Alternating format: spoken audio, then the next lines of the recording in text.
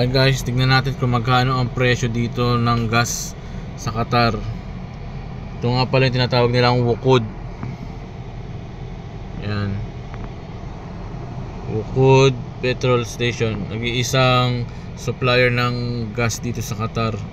Kung sa Pinas ay may Big 3, Shell, Caltex and Petron, dito only WOQOD na nagsusupply. Kaya tsaka under to ng government ng Qatar. Yan.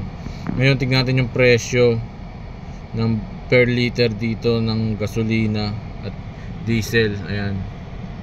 Ayan. Ito yung tinatawag, di ko alam kung ano, sorry kung may diesel or Sadik, what is this?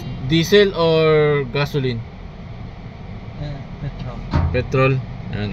1.9 the premium, then the super 2.1. Ayan. 1.9 halala, then 2 real. Ngayon palitan ay sa peso, 1 real sa Qatar, 1 real Qatar to 15.90.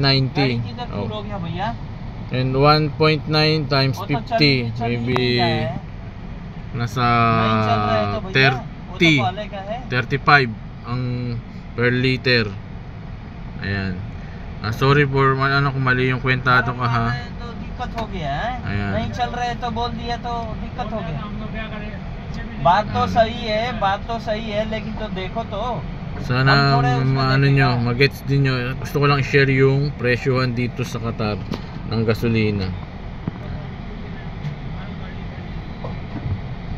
ये गाड़ी नहीं है, गाड़ी खड़ी है, ये गाड़ी नहीं है। हाँ तो चालू करोगे तो चलेगा ना।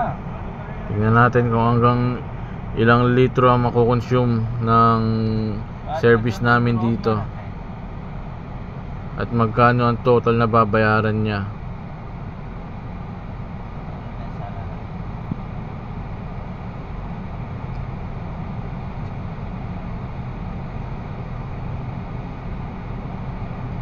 And guys,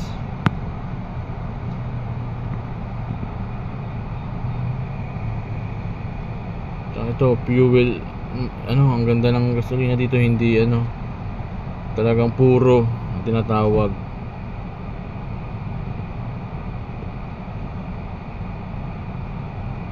How much Sadik you pay? Online. No, how much real all? We will have to check up how much.